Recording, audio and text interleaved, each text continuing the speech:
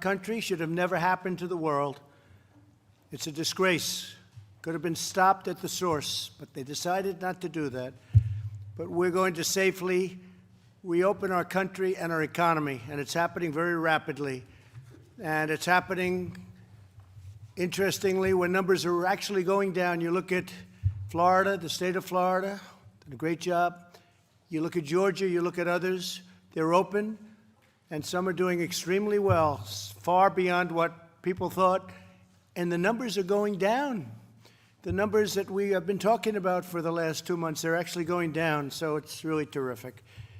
In our drive to crush the virus, the U.S. has completed nearly 12 million tests, and that number today is almost 14 million. Nobody's close. Germany would be second with approximately 10 million less than us, and we also have the best tests.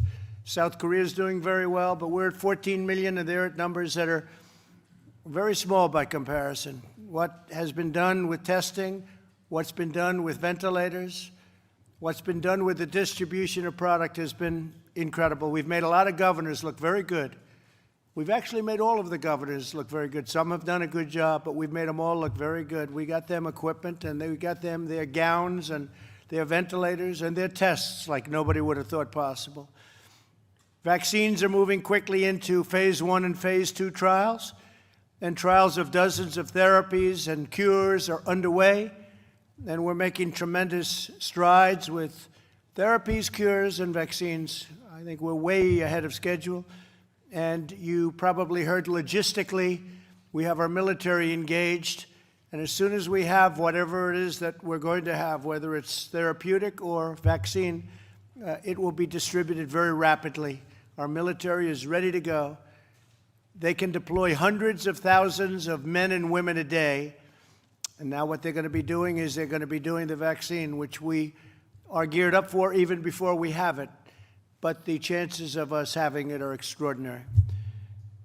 Secretary Azar will update us on all that we're doing to safeguard Americans. I'll be talking in a second.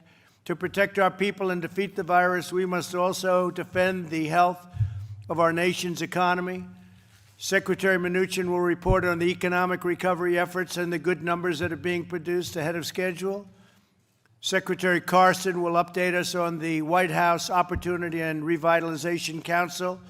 And Ben, you've done a fantastic job. We appreciate it.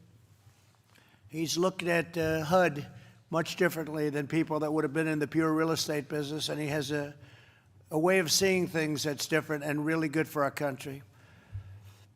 And Ben's working on very hard different plans to restore health and prosperity to disadvantaged and minority communities, and that's really working out well. One of the things we're very proud of is Opportunity Zones. Tim Scott of South Carolina, and few people understand how successful the Opportunity Zones have been. It's a great tribute to Tim and to others in the Senate that helped us with that.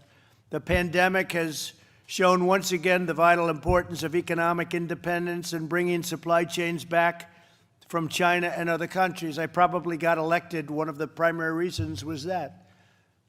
Make America great again, America first, call it whatever you want. But we went way out of bounds. We build a car and we go to 12 countries to build a car. I want to build a car from one country. We make the parts. To achieve this goal, we've slashed red tape and bureaucracy and unleashed the largest industrial mobilization since World War II. Especially when it comes to big things like a ventilator. It's a very big, clumsy, highly sophisticated product. And we have now assembly lines. We're the talk of the world. We're supplying them to other countries. We're helping other countries that are going through this plague, and they're never going to be able to do ventilators. So it's really been an incredible thing what's happened. It's the biggest mobilization since World War II. And we're fighting for the livelihoods of American workers, and we must continue to cut through every piece of red tape that stands in our way, and that's why this is such an exciting meeting, beyond being a cabinet meeting, which is always good, because with millions of Americans forced out of work by the virus, it's more important than ever to remove burdens that destroy American jobs. In a few minutes, I will sign an executive order instructing federal agencies to use any and all authority to waive, suspend, and eliminate unnecessary regulations that impede economic recovery. And we want to leave it that way. We want to leave it that way. In some cases, we won't be able to, but in other cases, we will. And you've heard me say many times, I've said, and I've said it very strongly, that regulations, we've done more regulation cutting than any president in history, whether they're there for 4 years, 8 years, or in one case more. We've done more regulation cutting. I don't mean just in a year or 2 years. I mean in the 3.5 years that we've been here, we've cut far more regulations by a factor of a lot than any other administration, any other presidency. So that's really something. I'm directing agencies to review the hundreds of regulations we've already suspended in response to the virus and make these suspensions permanent where possible. I'm also instructing agencies to use the emergency authorities to speed up regulation cuts or new rules that will create jobs and prosperity and get rid of unnecessary rules and regulations. We had cases where it would take 20 years to build a highway. You'd have to go through various agencies to get the same permit. I lived with it in the private sector, so I know it better than anybody, where you go years and years and years to build a simple roadway or a simple building, and it would end up costing an absolute fortune, many, many times what it should cost. And it would take years before you could even seek final approval, 5 years, 7 years, 20 years, 21 years, a certain highway built recently, a small highway. I would call it a road, 21 years to get it approved. And then by the time they get it approved, it costs 100 times more in some numbers that you wouldn't even believe.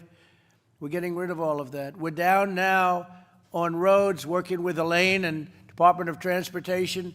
We're down to a 2-year period. We want to see if we can do better. We have roads in there for 18, 17, 20, 21 years, over the years.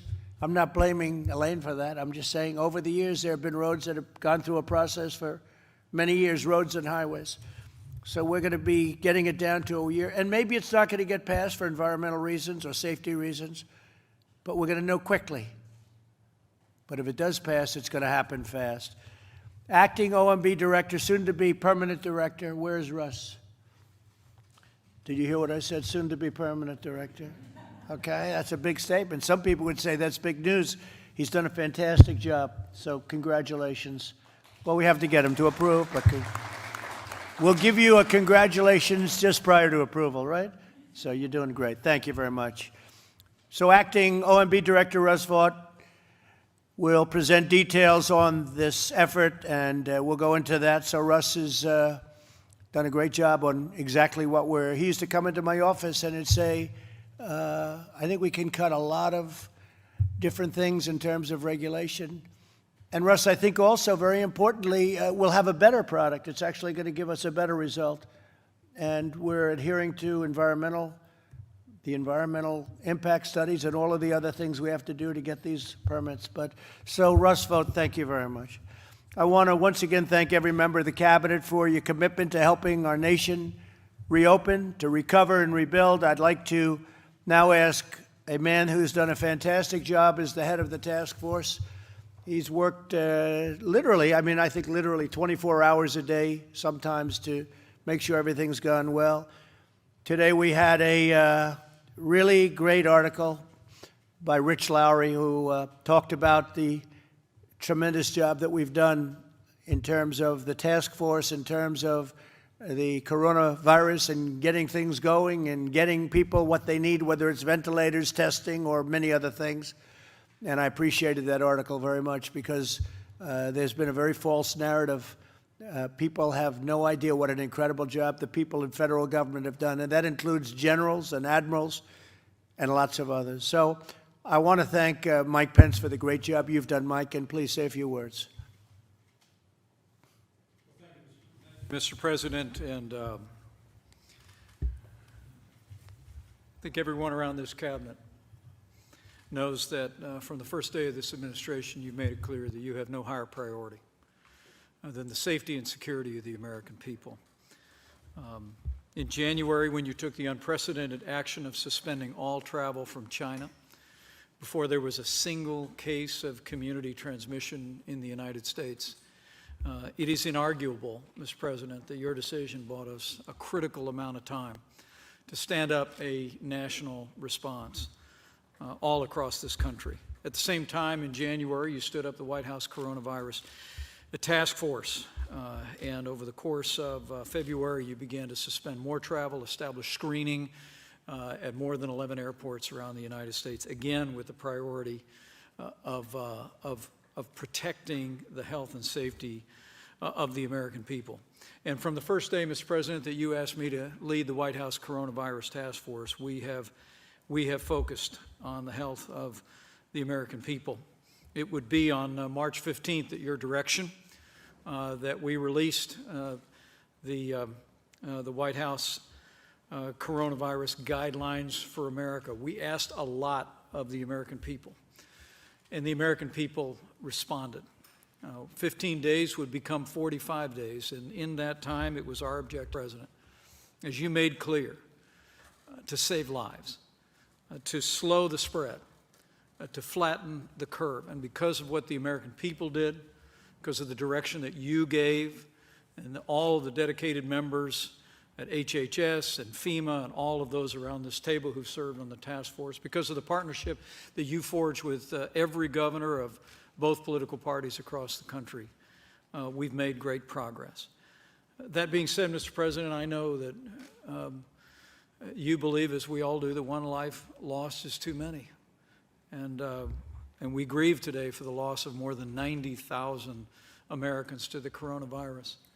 But at a time like this, the first cabinet meeting that we have had since the advent of this epidemic, it's important to remember that when we asked the American people to make all of those sacrifices, It's 1 hour. the estimates before you were that if we did nothing, we could lose between 1 million and 2.2 million American lives.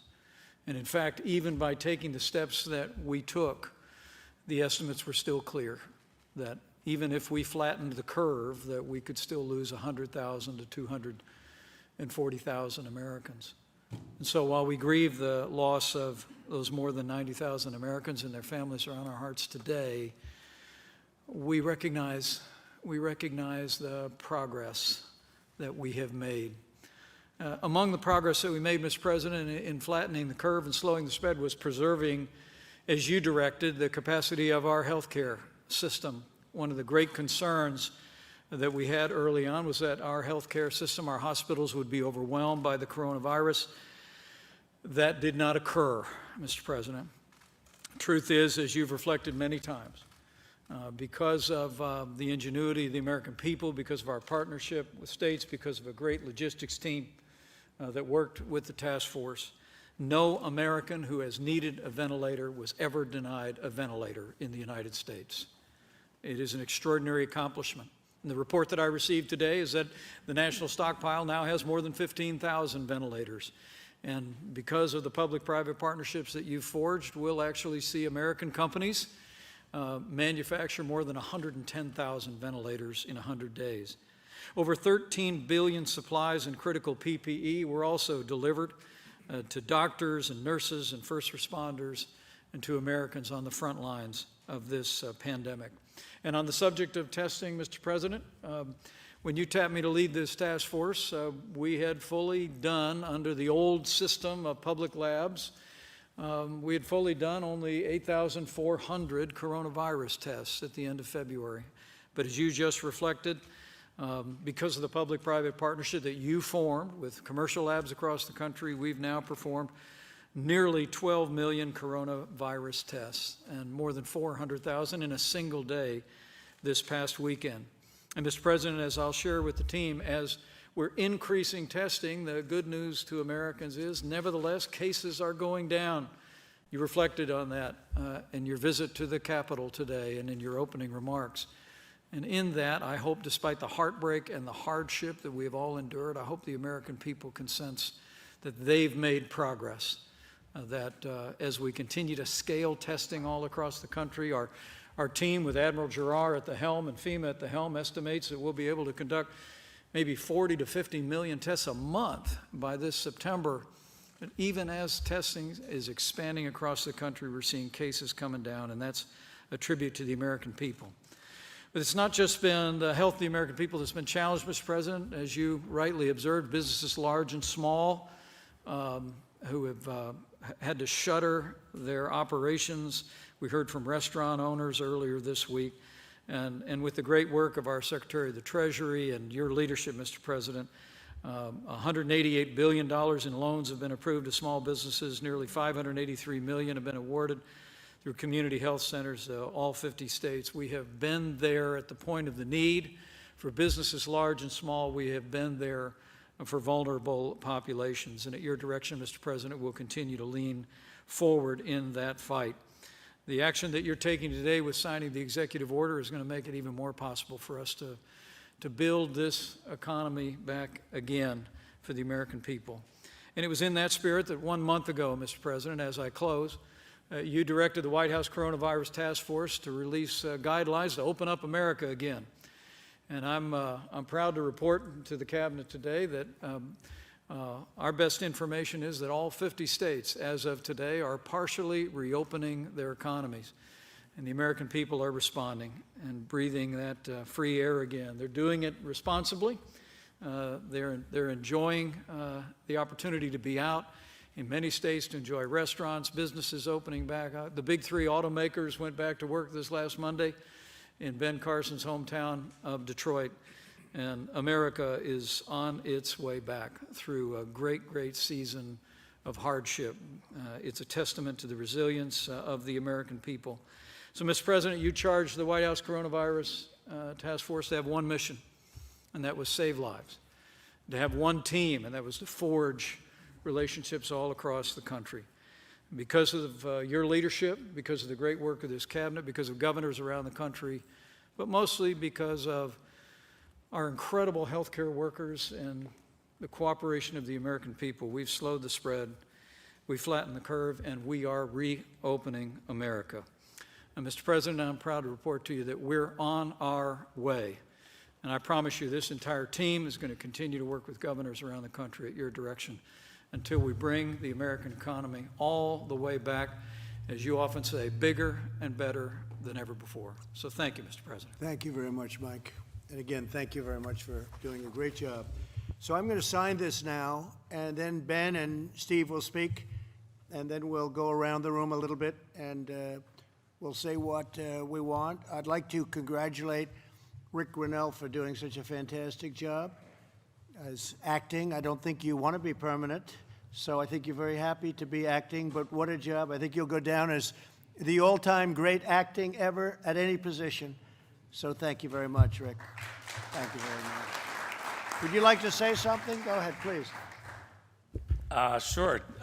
I would just say greetings from an Intel community that is very interested in providing policymakers, everybody around this table, with raw intelligence that is not politicized in any possible way. And I have to tell you, Mr. President, that I have heard from hundreds of members of the current Intel community who are extremely pleased with transparency of their work.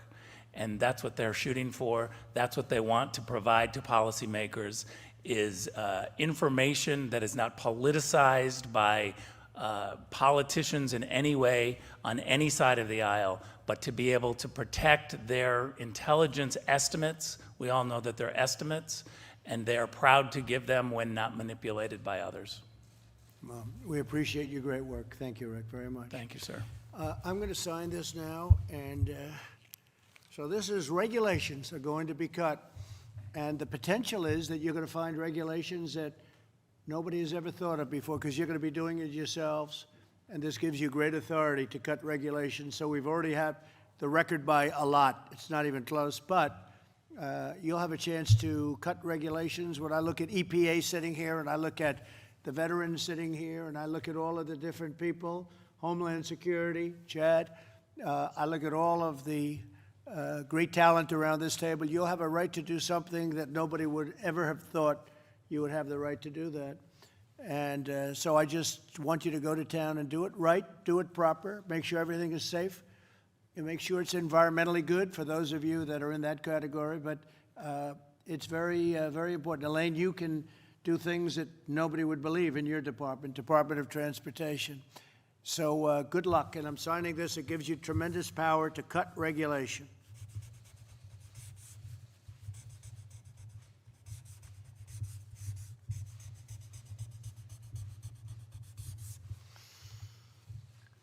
Here you go, Ben. Here, take that.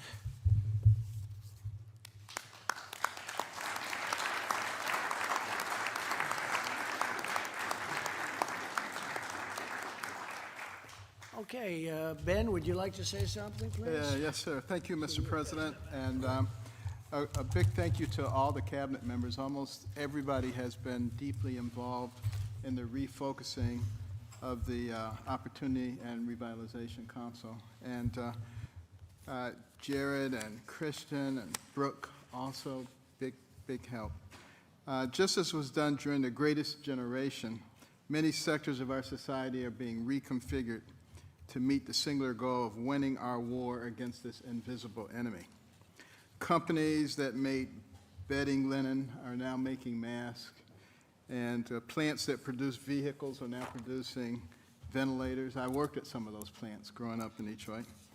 And now the White House Opportunity and Revitalization Council, which was formed by you to help long-forgotten communities achieve economic opportunity, will refocus and expand to help America's hardest hit communities and achieve economic recovery, overcome health disparities, and thrive through educational advancement.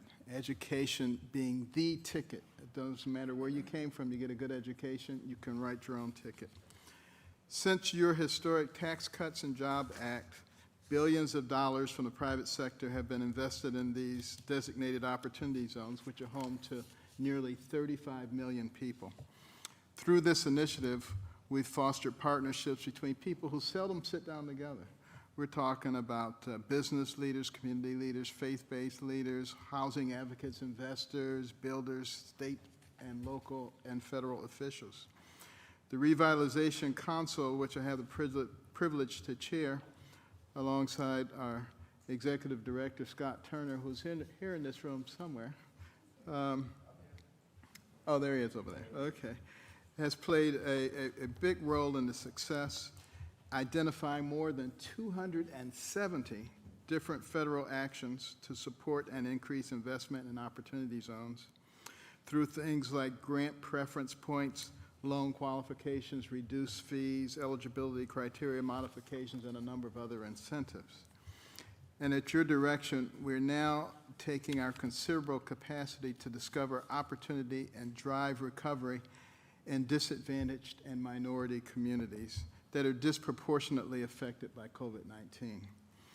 Based on our work and analysis, the Revitalization Council is identifying diverse policy approaches in areas including housing, education, technology, broadband, workforce, entrepreneurship, health, and long-term community development. And under your leadership, this administration has shined a light on the forgotten men and women whose job prospects and health disparities are often hidden in the shadows. Mr. President, you've been a champion for all Americans, especially our low-income and minority communities. And we're committed to continuing your work, not only to restore, but to advance the historic gains and prosperity many enjoyed before this global epidemic. Your council will not only continue its focus to bring more jobs and better jobs, but it will also expand to better fortify public health services that will improve medical and social health outcomes and uplift our most distressed communities. The American people will come out the other side of this crisis stronger and more determined than ever. Thanks to the authority you have vested in the Revitalization Council, we will leverage these powers to heal America's hardest hit communities and return to prosperity as safely and swiftly as possible. And thank you for not giving in to the naysayers and to the people who use fear to control people, and instead giving people hope, not with just your words, but with your actions. Thank you. Well, thank you very much, Ben. You know, I had to run against him, and he was very tough. And he was even tougher when he'd run onto a stage holding a Bible up in the air. That was tough. I said, that's tough to beat. But I said, if I'm ever so lucky, I have to get him in the administration. So that's what happened, and you've done a great job. Thank you very much. Steve, where are we, and what are we doing? Thank you, Mr. President. So I'm pleased to report your administration has been hard at work implementing the CARES Act. We've really made incredible progress over the last month, working on putting over $3 trillion into the economy. Unprecedented amount of support for American business and American workers. And I just want to highlight a few of the things. Working with SBA, we were able to develop the Paycheck Protection Program from scratch. That's now impacted over 4.3 million companies, impacting over 50 million workers, $513 billion, having 5,500 lenders working. And we are extremely pleased that we have increased the number of CDFIs and minority lenders and fintech lenders, now making sure we get this across the country with an average loan size of $118,000. So this program is really impacting American workers. Working with the Federal Reserve, I have approved 9 special facilities totaling about $2.5 trillion. That's about half of our capacity. And in particular, I'd just like to highlight the Main Street Lending Program, which is for small and mid-market companies, will be up and running by the end of this month. And then I would just comment on the economic impact payments, Mr. President, have really had a big impact. We've delivered over $239 billion to 141 million Americans. And I want to highlight, we couldn't be more pleased, 114 million of those we did direct deposit into people's accounts. We did 27 million checks. And Mr. President, we now have developed debit cards. So in an effort to expedite money to people even quicker in a very safe way, I'm pleased to show you what a debit card looks like with your name on it, Mr. President. Now, there's no money for you on it. This is a blank debit card, but I want you to see what many Americans will now get so that we could get their money to them even quicker. And going forward, we think debit cards are a safe and secure way of delivering refunds. So Do I sign thank the you very letter much. again or not? The next time we send money, you'll get to send another letter. All right, thank you, Steve. Steve has had a great career. He had a great educational career, a tremendous student, and went on to very, very tremendous business success. And all of that experience was necessary for what you're doing, right? But there's nobody better with money and controlling money and handling money, so I want to thank you very much. Thank you. Thank you. Alex, please, say a few words. Well, thank you, Mr. President. Your top priority has always been the health, safety, and well-being of the American people as we've been going through this pandemic, and that's been our priority throughout this crisis.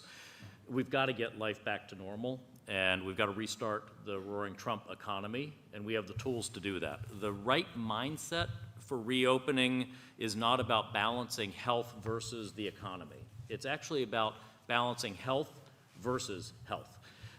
By one estimate, the virus-induced recession will see an extra 65,000 deaths from suicide, drug overdose, alcohol abuse in the coming years, possibly even more. States are seeing a decline in the reporting of child maltreatment because kids aren't at school. They're not seeing doctors and teachers who would otherwise report maltreatment in the home environment, and so it goes unaddressed. Mammograms are down 87%. Colonoscopies are down 90%. Approximately 1.7 million new cancer cases are diagnosed per year in our country, and if we're seeing an 80% drop in cancer cases identified, we could already have 300,000 or more undiagnosed cancer cases as a result of this crisis. A CDC report found a 60% reduction in vaccine administrations, including for our kids, pediatric vaccinations, millions of kids not getting vaccinated. The good news is that under your leadership, we built a path forward so that we can have safe reopening. We have the surveillance tools. We have the testing tools. We have the containment methodologies and resources. We are developing therapeutics and we're developing vaccines. So we have the strategy and the recipe to support the safe reopening of our economy. And for the sake of Americans' health and well-being, we've got to support this and move ahead with safe reopening. You know, I mentioned some of the physical health risks of keeping our country closed down, but we have here today with us our Assistant Secretary for Substance Abuse, for Mental Health and Substance Abuse, Dr. Ellie McCants-Katz, who's a psychiatrist and is the first ever psychiatrist to lead SAMHSA.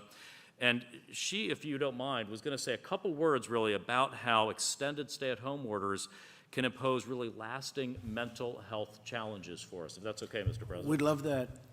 Please, Doctor.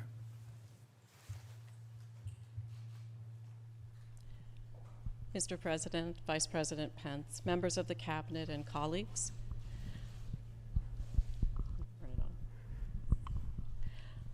As I've listened to states and communities struggle with mental illness issues that have arisen as a result of the virus, I wanted to ensure that governors yesterday heard these concerns from a medical perspective. As my physician colleagues on the task force have been careful to rightly note, their perspective and advice centers on one aspect of the pandemic, virus containment. However, even medically, it is not the sole perspective. I felt that it was important to offer the governors a different, albeit equally important, medical perspective. As such, I made the following remarks.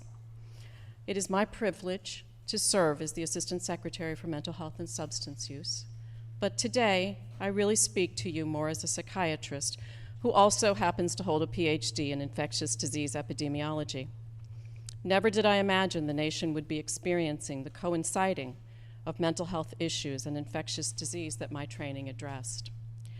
The research literature is clear on the effects of quarantine and stay-at-home practices on mental health. We know that the longer the duration of these orders, the greater the intensity of the mental health problems experienced. We also know that these symptoms persist for years to come, even once quarantine is lifted. The data tell us that when the lives of adults, children, and families are drastically changed for extended lengths of time, for many, anxiety, depression, and stress disorders will become manifest and will persist. These are real health conditions with potentially long-lasting consequences that must be taken seriously. To put all of this in perspective, I believe it is important to point out that pre-pandemic, we lose 120,000 lives a year to drug overdose and suicide. How many more lives are we willing to sacrifice in the name of containing the virus? When we look at strategies to reopen, as a medical doctor, I ask that you take into account whole health, not just one narrow aspect of physical health. We continually ask ourselves what the health costs and risks may be of reopening, but I ask what might they be of not reopening, or reopening in such a restrictive way that American lives are not restored. Of course, containing the effects of coronavirus are critically important, but so too is preventing suicide. So too is keeping a person from being terrified to ever leave their home. So too is protecting the mental health of our nation's young people. I ask you to remember that not every home is a safe home. Not every individual can withstand the trauma of not seeing or interacting physically with loved ones.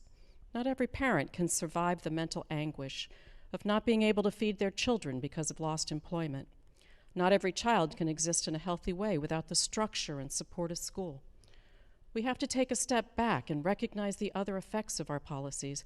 While we contain the virus, are we increasing the risk for suicide and drug overdose? Are we creating a future of substance use and addiction for millions of additional Americans? And if we are doing those things, why have we decided collectively that this is okay? We've worked so hard in states and communities across this country to combat epidemics like the opioids crisis. Why are we willing to forget those efforts now or deem them less important? As a psychiatrist, I would argue that a life lost to suicide is just as important as a life lost to coronavirus. A family who loses someone to drug overdose experiences the same grief as a family who loses a loved one to coronavirus. Let us not forget that all American lives are precious. Our citizens count on us to remember their health and safety in all aspects of life. The preservation of Americans' health and the health of our citizens cannot be measured by only one metric.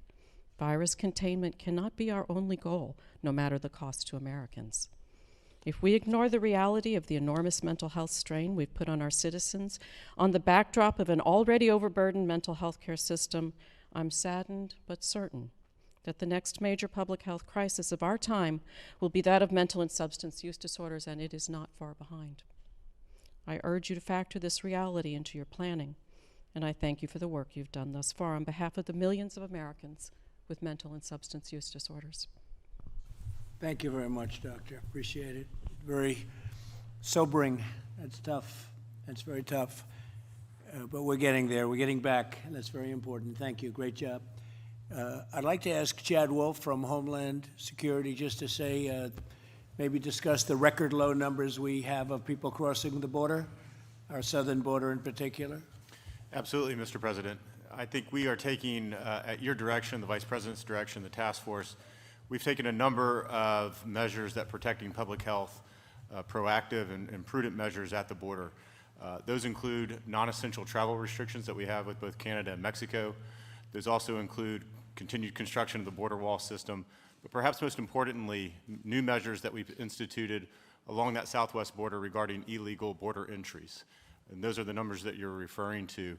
Last month in April, we had a little under 17,000 folks that crossed the border illegally. Compare that to a year ago, April of 19 was over 120,000 individuals. So And they were all brought out, right? That's right. And so 80% of those 17,000 crossed, but 17,000 were brought out, sent back. 80% of those 17,000 were removed within 120 minutes, 2 hours. The rest took just a little bit longer, but are continuing to be removed as well. So, And that's a first. That's a first in the last 40 years. that's absolutely right. Again, at your leadership, the task force leadership, we continue to make progress on that border. Thank you very much, Chad. Thank you. Also, Mark Meadows, who's our Chief of Staff, he's been around Washington for a while. He's very popular in North Carolina. He had a seat that was very easy for him to keep, and I talked to him long and hard for a while, for a long while. But he's a friend of mine, but he's going to go down as the ultimate, hopefully, Chief of Staff. So, Mark, it's really nice to have you. Would you like to say a few words? Thank you, Mr. President. Obviously, your work and the work of this cabinet on behalf of the American people is very evident. It's critical that we make sure that Americans are healthy, safe, secure, and prosperous. And because of the work of everyone around this table, and more importantly, your leadership, we're setting the example of how not only to tackle one of the most difficult silent killers that we've ever faced in our history, but also how to come out of that more united. And because of your executive order today, we are not only ready to reopen our country, but we're open for business once again. So I thank you for your leadership, and it's an honor to serve you and the people of this great country. Thank you very much, Mark. You're doing really, really well. Appreciate it. And Bob Lighthizer is working on the trade deal with UK, United Kingdom, and I hear they want to very much do it, and we'd like to do it. How are you doing? Well, thank you, Mr. President. We're doing well. I'm never in a hurry to do a deal, as you know. So, yeah, we'll see how that works out. I would like to report, though, that on July 1st, we'll have USMCA fully in effect, which is just in time for the reopening. We'll have the new rules that'll help American workers, farmers, ranchers. And we're now beginning to see some substantial new sales. I'll defer to Sonny, of course, on agriculture, but in the agriculture area and a variety of others because of this and the other deals that you've done. But in terms of the UK deal, we're just beginning that, and we'll see how that turns. As you said to me 1,000 times, we'll see how that turns out. So that's what I tell them. We'll see how that turns out. Through experience. You never know. You never know, do you? Well, we usually do. And actually, we've signed a great deal with Japan, $40 billion. We've created a new deal with South Korea, which was many, many billions of dollars. It was a defective deal. Now it's a very good deal. But USMCA is actually the largest trade deal ever made anywhere in the world. People don't realize the amount of business that we do with Canada and with Mexico is monumental. It's the biggest trade deal in the world. bigger than the deal we made with China. Most people don't know that. And the China deal is kicking in. They're buying a lot, but I feel differently now about that deal than I did 3 months ago. And we'll see what all happens. But it's been a very disappointing situation. Very disappointing thing happened with China because the plague flowed in. Now, that wasn't supposed to happen, and it could have been stopped.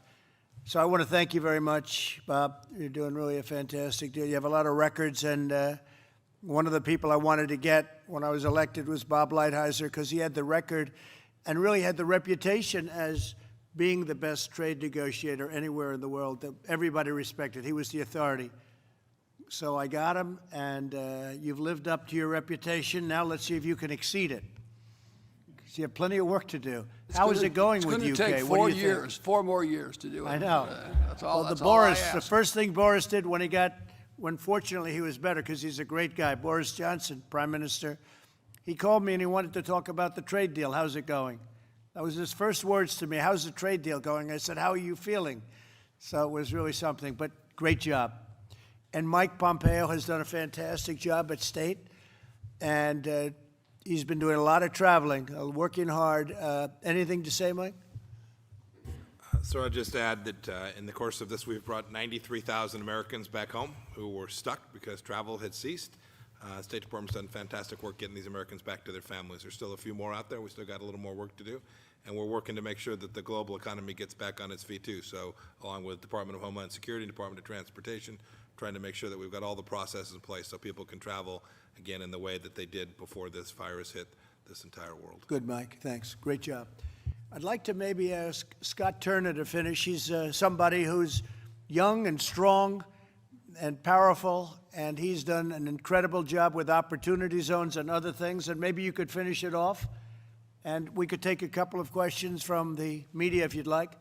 But, Scott, make the media so crazed that they say, boy, are they doing a great job. Well, thank you, Mr. President, for your Thank you, Mr. President, for your leadership, and Secretary Carson, and Mr. Vice President. Thank you all. And, you know, I was sitting here listening to all the remarks and what's going on, and I'm very encouraged. And I was reminded of my time from playing Pee Wee football all the way to the NFL. And one of the greatest times that we had was the huddle. The last time I was with you all was last summer. We had traveled to 21 cities in 12 weeks, and y'all encouraged me greatly. And so we finished by traveling to over 60 cities with the Opportunity Zone and the Council. And much fruit came about in America because of the White House Opportunity and Revitalization Council. And many of you, your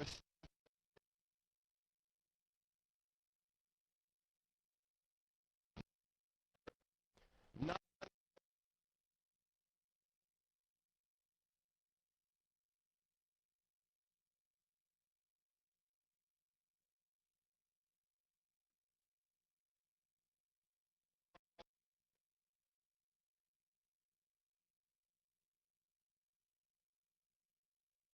focus the council so our vision is broader.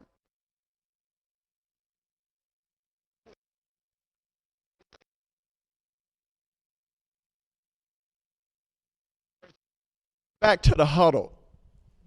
In the huddle, it was a time to refocus. It was a time to reset and to encourage one another. I know you got beat on that. You won't get beat on the next one. We have you. We have your back. We were a team. The enemy was on the other side of the ball. In America, we are a team. The enemy is COVID. And I want to remind everybody in the room and everybody listening in America, we're all one team. This is the huddle today. We're encouraging each other. We have each other's back. We know to anticipate what's happening on the next play. We have a great game plan. We got great leadership all around the room. It's a tremendous team.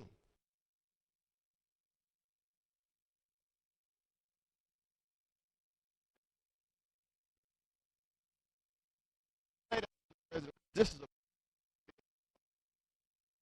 you say ready, break. The enemy better look out, because we're going to be victorious against the enemy and have and a generational vision.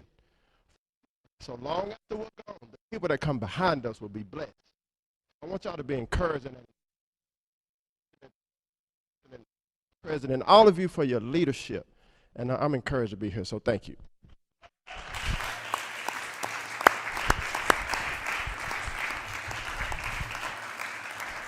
So, you know, we have a couple of seats available, congressional seats, where I'm not overly impressed with the candidate. And I think, would you like to move to a little different section of the United States? Because I could guarantee this guy would be in Congress in about 2 minutes. And, you know, I know somebody that knew Scott from the NFL. I said, what kind of a player was he? He said he was fast, but more than anything else, he was tough. He was just mean and tough. And that's what we want. He's tough, but he's got a great heart. He's got a great heart. And I've known him now a long time, Scott. And we're lucky to have you. Thank you very much. Thank you.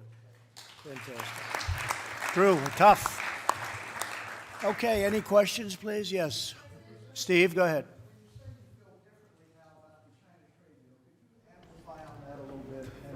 No, it just seems to mean less to me because, you know, we did this great deal with China. They have to buy billions and billions of dollars of product, farm product and other product. And it was very exciting, one of the biggest deals ever made. Actually, not as big as the USMCA, which surprises people, but it could have been bigger over a period of time because the potential there is just beginning, in a sense. And it was very exciting. But once the virus came in, once the plague, as I call it, came in, I said, how did they let that happen? How did they let that happen? And how come it didn't go into other sections of China? Why did they block it from leaving Wuhan, but they didn't block it from going to the rest of the world, including the United States? Why is that? Beijing doesn't have it. Other places don't have it. So why is it that it was blocked very effectively from leaving that area and going into China, but it went out to the rest of the world, including the United States? And why didn't they let us go in and help them fix it? So I'm very disappointed in China. Yeah. Mr. President, what have... Just to follow up, you've been talking about possible retaliation for that. Are you any closer to a decision on that, sir? I don't talk about retaliation. Go ahead. Mr. President, why haven't you announced a plan to get 36 million unemployed Americans back to work? You're overseeing historic economic despair. What's the delay? I think we've announced a plan. We're opening up our country. Just a rude person you are. We're opening up our country. We're opening it up very fast. The plan is that each state is opening, and it's opening up very effectively. And when you see the numbers, I think even you will be impressed, which is pretty hard to impress you. Yeah, go ahead, please. A lot of these jobs Go ahead. are not It's enough for coming you. back. Go ahead. Thank you, Mr. President.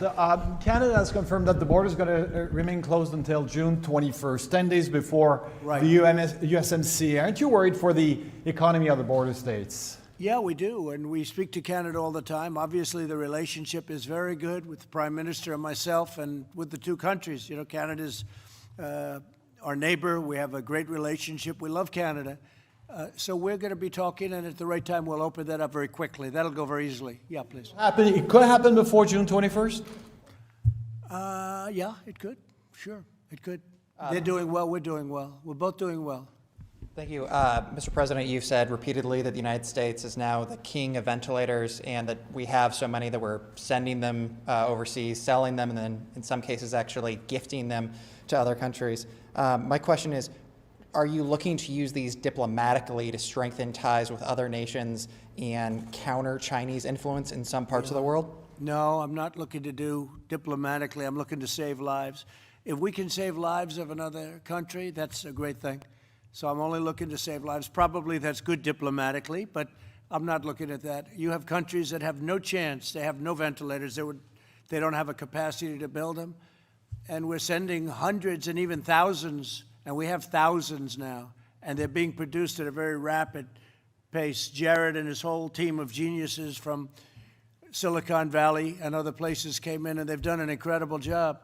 So we have them by the thousands. We had none, essentially. We had very few, and they were obsolete.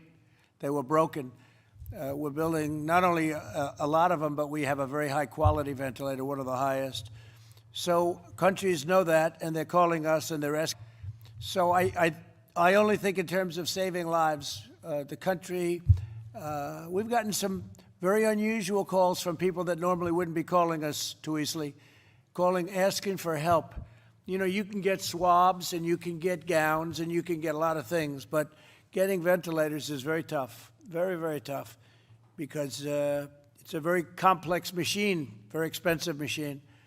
So we've done a very good job, and probably it does help diplomatically, but we do it for helping people's lives, save lives. Yes, please, please. Mr. President, Yeah.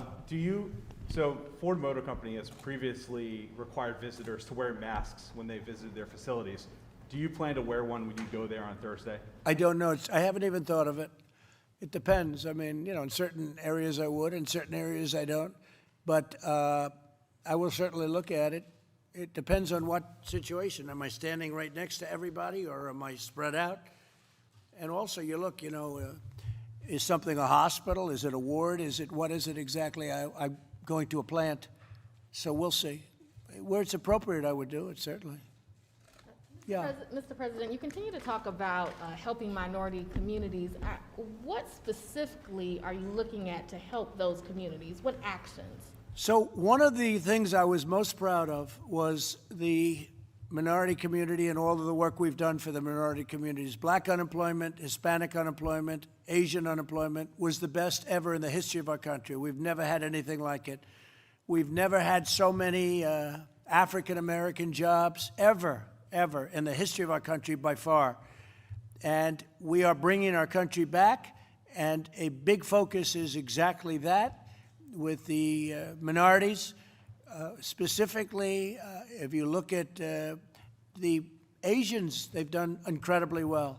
Hispanics, incredibly well. African Americans, record-setting every month. You know that. Every month it was a record-setting jobs number. And that's what we want to do. We want to get it back to that level. We had to artificially close our country. One day we did the right thing. We would have lost millions of lives if we didn't. Think of it. If we lost 100,000 lives, the minimum we would have lost is 1.2 million, 1.3 million, 1.5 million maybe. But take it to 1 million. So that would mean 10 times more that we lost already. Now, I've seen hospitals like Elmhurst, Queens, where I grew up near that. I know that hospital, where they had one day 11 body bags in a hallway, and they had some outside. And that they had refrigerated trucks coming to take bodies away. Now multiply that times 10. It would have been unacceptable. And that's the lowest number possible. It probably would have been times 20 or maybe 25. So we did the right thing, but now we have to get back to work. And we want to open up, and the people want to open up. But we've learned a lot about the disease. We've learned about distancing. Nobody ever heard of social distancing before. We've learned about the washing of hands. I used to wash my hands a lot, but I tell you right now, I wash them more. We learned a lot. And we also learned how to put out the embers or the fires, whatever may come. We learned without having to close down the whole country. And we have big sections of our country that don't have much of a problem. We have some sections that don't have any problem at all. So we're opening up our country. We're doing really well. And most excitingly, we're working on vaccines, therapeutics, and cures that are really moving along at a level that nobody would have thought possible. And the military, I could say Mark Esper. Okay, you know Mark Esper. He's become a very important person in the world of medicine because his military is going to be distributing, whether it's therapeutically or whether it's cures or whether it's a vaccine. And by the way, I have to say all three are doing unbelievably well, but Mark and the military are going to be getting them out. So he has hundreds of thousands of people that he is immediately that work for us right now. They're fully ready to deploy. They're ready to get the job done. They'll be doing it in a record business. And everything we've done with the military has been terrific. We've had admirals, we've had generals. I remember when crying Chuck Schumer said, we should get the military involved. I said, they are. He said, we should use one of our generals. I said, we do. Our generals have done a great job, Jared, right? And our admirals have done a great, we had everybody involved. And they are tremendously talented people. And this isn't what they do. They fight. They're great fighters, and they fight. But, yeah, the minority communities are really going to be well served. I think we are going to get that right back, and this includes everybody. This includes our whole country, but right back to where it was, which was record-setting numbers. Options right now that you are considering for those communities? Right now, we're opening up areas, and a lot of people are getting jobs. I heard some numbers yesterday that were really incredible. The amount, percentage-wise, of the country that opened up so quickly over the last few days. I think you're going to see some very big numbers, and I think next year is going to be an incredible year economically. You can never make up for all of the loss of life. You can never do that. From an economic standpoint, however, next year is going to be, I think it's going to be potentially a great year for us. Yeah. Please. The FDA has said hydroxychloroquine should not be used outside of a hospital setting or... No, that's not what I was told. No, there was a false study done where they gave it to very sick people, extremely sick people, people that were ready to die. It was given by obviously not friends of the administration. And the study came out, the people were ready to die. Everybody was old, had bad problems with hearts, diabetes, and everything else you can imagine. So they gave it. So immediately when it came out, they gave a lot of false information. Just so you understand, great studies came out of Italy on hydroxy. You know what I'm talking about, right? Right? Great studies came out, and the combination of the three. But we had some great studies come out. Italy, France, Spain, ourselves, many doctors, many doctors came out and they said, it's great. Now, you have to go to a doctor. I have a doctor in the White House. I said, what do you think? And it's just a line of defense. I'm just talking about as a line of defense. I'm dealing with a lot of people. Look at all the people in the room. You know, I'm the president and I'm dealing with a lot of people. And it's a very inexpensive drug. It's almost pennies. It's very inexpensive. And it's been out for close to 70 years for a couple of different things, right? Lupus and malaria and even arthritis, they say. But I think it's worth it as a line of defense, and I'll stay on it for a little while longer. I'm just very curious myself, but it seems to be very safe. But that study was a phony study put out by the VA. You may want to talk about that. I mean, we could talk about that if anybody wants to, and maybe I'd ask Alex to talk about then. If you would introduce our great talented head of the VA and let him say a couple of words. But that was a phony study, and it's very dangerous to do it. The fact is, people should want to help people, not to make political points. It's really sad when they do that. Go ahead. Yeah, so hydroxychloroquine has been approved by the FDA for decades here in the United States for the treatment of malaria, for the prevention of malaria, treatment of lupus, treatment of rheumatoid arthritis. And the system we have here in the United States that is once a drug has been approved and on the market, a doctor in consultation with a patient may use it for what we call off-label purposes, which are indications that are not yet proven and not yet in the label.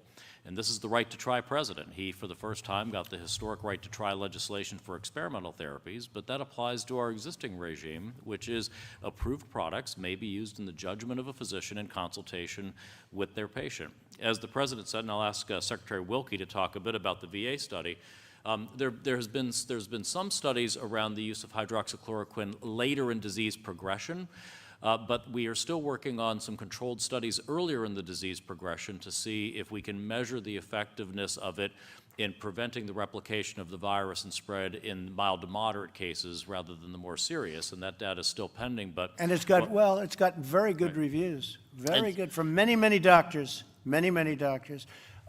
Secretary, please. Thank you, Mr. President. I want to clear up something that the media has not reported accurately. That was not a VA study. Can you hear him? Because I think it's important. You asked the question. Yeah, that was you not. You want to listen? Because I don't even think you're listening. Yeah. Go ahead. Why don't you listen to him? That was not a VA study. Researchers took VA numbers, and they did not clinically review them. They were not peer-reviewed. They did not even look at what the president just mentioned, the various comorbidities that the patients who were referenced in that study had. I also want to echo what the Secretary of HHS said.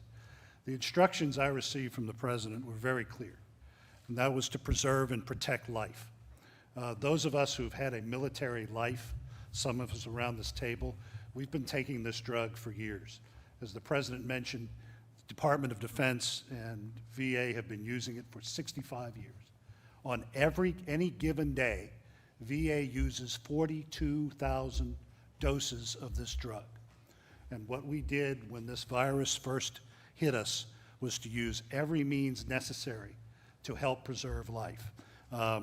We believed that the Congress was right, and the president signed legislation to protect life, the right to try.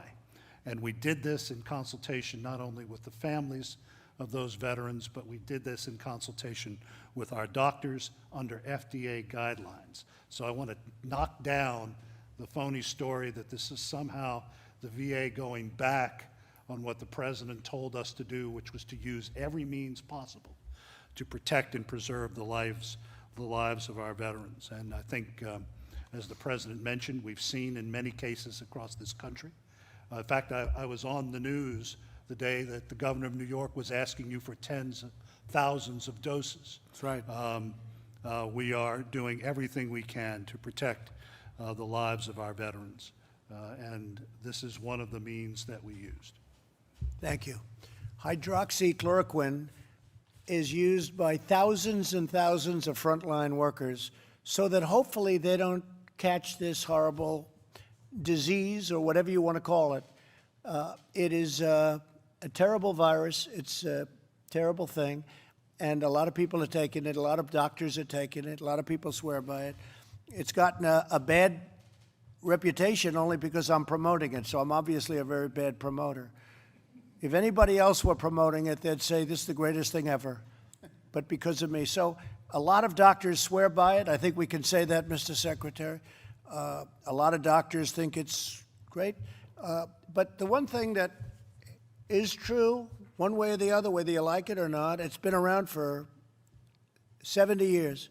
Unbelievably effective for malaria and for lupus, and probably effective for arthritis. And what has been determined is it doesn't harm you.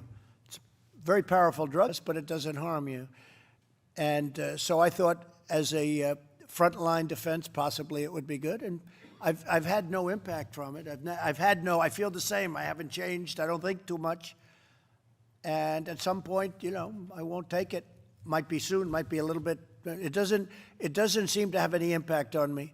But it seems to be a extra line of defense, and it's gotten tremendous reviews from some people, including many, many doctors all over the world. And you should look at some of the studies. They've been amazing, some of the studies. But that's up to people, and it's up, I think, strongly recommend to people with their doctor's advice and acknowledgement. Okay? Okay. Cabinet taking that regimen, Mr. President? Say it? Is anyone else in your cabinet taking? I don't know. I don't know. That's a personal thing as to whether or not they want to answer that question. But I think many of them would take it if they felt it was necessary. I also had a case where we had somebody fairly close to me, very nice young gentleman. He tested positive. And he tested positive. Plus, I deal with Mike a lot, and Mike had somebody very close to him who I also see who tested positive. So I thought, from my standpoint, not a bad time to take it, because we had the combination, the two people. It's two people in a very big building with a lot of people working. But so I thought it would be appropriate, but it has had no impact in terms of me.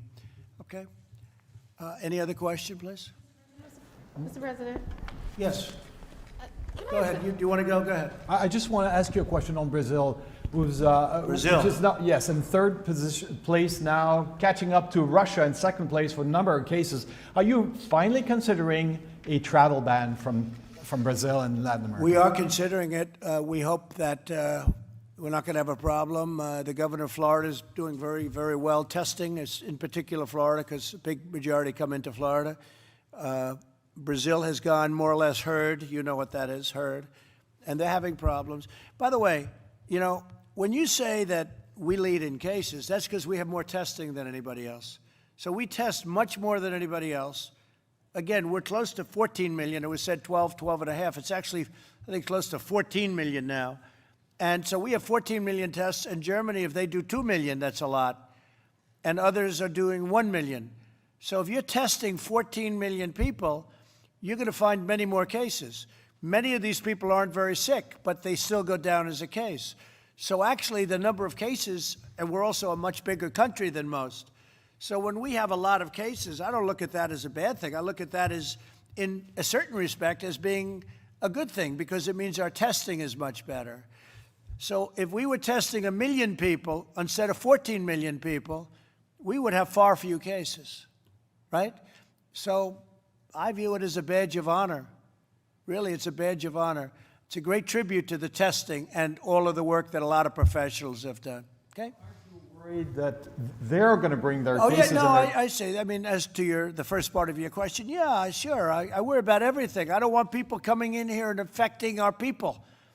I don't want people over there sick either. We're helping Brazil with ventilators. We're sending them ventilators, okay? They need ventilators. I'm sending them ventilators. We have so many thousands of them. We're sending them. We're sending a lot of people. No, Brazil is having some trouble. No question about it. Sweden, by the way, you know, I've heard a lot about Sweden and the way they do it. Well, you have Norway, Denmark, Finland, Sweden, that little group of beautiful countries. Well, Sweden took a little different attitude, but Sweden has far more deaths than the other three. You know that, right? Do you know that? Yeah, a lot more death. Many times the deaths. But they did it a different way, and, you know, I understand that too. And as Mike said very well before, there is death on both sides. There's death on both sides. There's death in staying in a shutdown also, and lots of other things. But there's also death. Okay. See, in terms of travel between the United States and Europe, but lifting travel restrictions. I'd love it to open up as soon as it can, but we have to make sure that we're doing well and they're doing well. And in many cases we are. But, you know, we have a very big country. We have some areas that have done incredibly well. We have other areas where the results are, it's tougher. New York and New Jersey are tougher. People don't realize New Jersey is the most dense state. A lot of people don't realize that. The governor's a terrific person. He's very liberal, but that's okay. He's a very liberal guy, but we like him. He's a good man, and he's working very hard. But New Jersey is a very dense area, very, very dense. And I speak to Andrew a lot, Andrew Cuomo a lot. We're working very well together. And, you know, those are the two spots that have really been very heavily hit. A big portion, a big percentage, I don't know what it is. It's a very big percentage. Almost half of our deaths would be to those two. Now, at the same time, the numbers, even in those two places, are coming down. They're coming down very rapidly. And I put out yesterday a statement. Numbers are coming down with the exception of very little, few exceptions. The numbers are coming down all over the United States very rapidly. Very rapidly. It's a beautiful thing to watch. But it's left behind serious death. And it shouldn't have happened. Thank you very much, everybody. Thank you.